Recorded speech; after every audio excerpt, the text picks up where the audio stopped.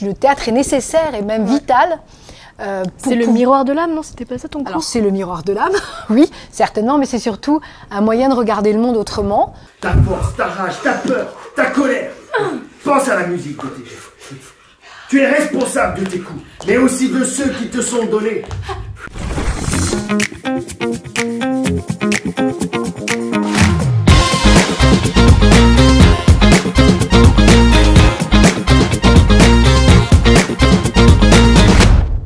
Je vous apprendrai la boxe anglaise. Celle où on se sert uniquement de ses poings. Le noble art qui nécessite force, concentration et surtout une discipline sévère. Ouais. C'est de cela dont vous avez besoin. Tu te fous de ma gueule en fait, hein, c'est ça? Non, pas loin du monde. Bon, allez-y. Frappez-moi. Quoi? Frappez-moi. Tu veux vraiment que je te frappe? Oui.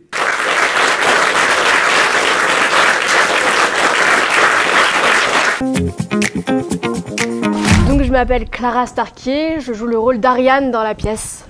Je m'appelle Isabelle Starkey, je suis le metteur en scène de cette pièce qui s'appelle Boxing Shadows, qui est écrite par Timothy Daly, traduit par Michel Lederer, avec Clara Starkey, Nicolas Zahaboub-Charrier et au chant Lila Maski. Comme je viens de vous le dire, j'étais dans le métro, bondé comme d'habitude, à l'heure de pointe. Ah, vous savez, je me demande souvent s'il existe des gens qui prennent le métro par plaisir. Oui, des Américains certainement. Et des touristes chinois, oui. Lâchez-moi ou j'appelle les flics. Excellente idée.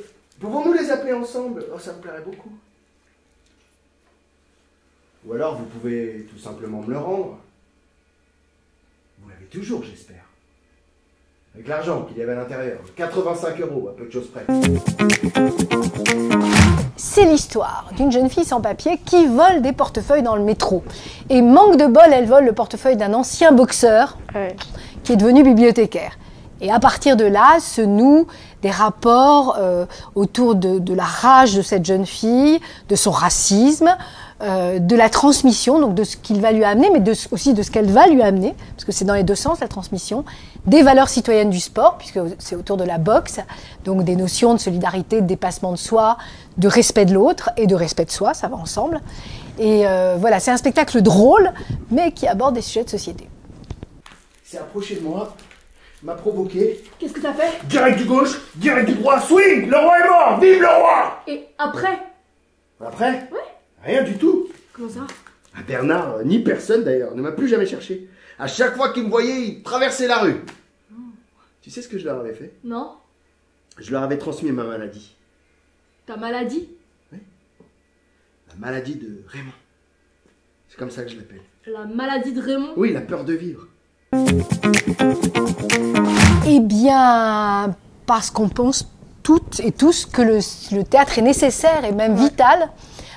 C'est le miroir de l'âme, non? C'était pas ça ton cours? Alors c'est le miroir de l'âme, oui, certainement, mais c'est surtout un moyen de regarder le monde autrement, à travers un divertissement, parce que l'idée c'est aussi de faire rire, mais de faire rire en ayant un autre regard sur cette réalité qui nous entoure et qui est quand même très amère, surtout en ce moment, très difficile à comprendre, très difficile à dépasser, et c'est un peu l'enjeu du spectacle, et voilà. C'est un cadeau que m'a fait Timothy Daly, que nous a fait Timothy Daly, puisque c'est un spectacle, c'est une création mondiale. Et c'est à partir d'un fait divers, c'est lui qui s'est fait piquer son portefeuille dans le métro. C'était pas moi, c'était au cas où. Ah oui, t'es sûr? Non, je te le promets, c'est pas moi. Quand même, on va vérifier après. Et voilà, et en fait, ça nous semble nécessaire, et on a tourné ce spectacle depuis 4 ans, on le tourne et on le tourne encore, aussi bien en extérieur, dans des cours d'immeubles. Des lycées, des facs. Voilà, dans tous les endroits où il n'y a pas forcément de théâtre, où les gens ne sont jamais allés au théâtre, tout comme on le tourne dans des salles, parce que ça nous semble une nécessité d'aller vers le public. D'aller vers le public et de traiter de sujets de société, tout en divertissant, parce que l'idée, c'est pas de faire un discours politique ou de donner un pensum, mais voilà, c'est d'émouvoir, de faire rire et de faire réfléchir. 3 faut que tu te dises, là, l'entraînement, les exercices, 5, tout ça. Bah, les plus grands l'ont fait avant nous. 7, Alexia Arguello, Roberto Duran, Evander Holyfield, Sugar Ray Leonard, Mohamed Ali. Les Français. Hein? Y a pas de boxeurs français. C'est tous des PD ou quoi?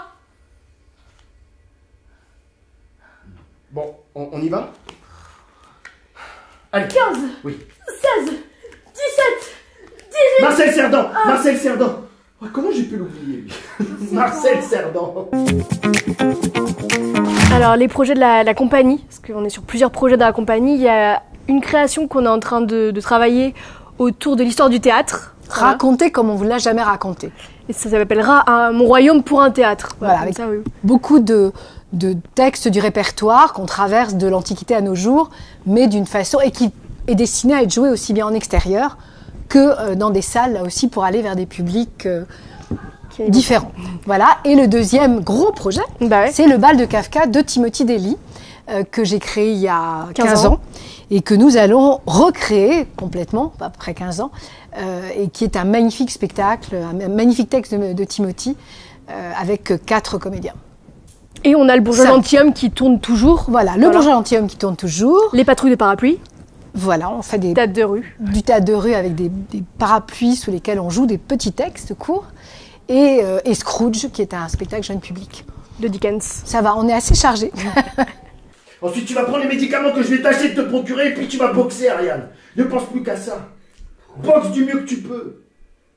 Pourquoi moi? Je suis désolé. C'est pas juste. J'ai des livres sur le sujet si tu veux. Des livres? Avec toi, c'est tout le temps des livres, des livres, des livres. Des livres peuvent t'aider à comprendre. Les livres me guériront pas. Comment peux-tu le savoir? En fait, je dois dire, c'est une histoire très émue. Pardon. Je dois dire, c'est une histoire très émouvante. Je suis tellement émue. Il nous raconte une histoire entre un bibliothécaire qui est très solitaire et une pickpocket d'immigration clandestine. En fait, c'est une rencontre qui a lieu tous les jours dans notre vie, mais on n'a jamais pensé. Il y a forcément des histoires derrière des pickpockets et aussi derrière des migrations clandestines, mais il nous offre un regard très spécifique de voir une histoire derrière ces gens. On voit tous les jours, mais on ignore depuis tout le temps. Et surtout, ce qui est très ému dans ce spectacle, c'est qu'il y a une en fait, ce qui est très émouvant dans cette histoire, c'est qu'il y a une repentance entre deux esprits solitaires. Voilà. Sur le ring, tu n'as aucun lieu où te cacher. Tu ne peux pas mentir, pas voler. Le ring, c'est la limite de ta volonté. Oui, sois brûlante et glacée dans le même temps. Un pas en avant, un pas en retrait pour esquiver, pas pour fuir les coups. C'est ça, droite, gauche, crochet, swing, allez, raconte ton histoire avec tes poings. Pense à la musique de tes gestes, mets tout dans ta boxe. Oui, c'est ça, ta force, ta rage, ta peur, ta colère. Pense à la musique de tes gestes. Oui. Tu es responsable de tes coups, mais aussi de ceux qui te sont donnés. D'aller au théâtre, de prendre des cours, d'aller voir partout, de lire, de se nourrir un maximum. Et surtout d'inventer de nouvelles formes qui permettent de réimplanter le théâtre partout dans la cité, partout et pour tous, ce qui est la devise de la compagnie, le théâtre partout et pour tous. Et ça nous semble fondamental de ne plus se cantonner à ce qu'on connaissait, qui est confortable et qu'on aime, qui sont les théâtres, qui sont des lieux magiques et magnifiques, mais il faut réapprivoiser le public.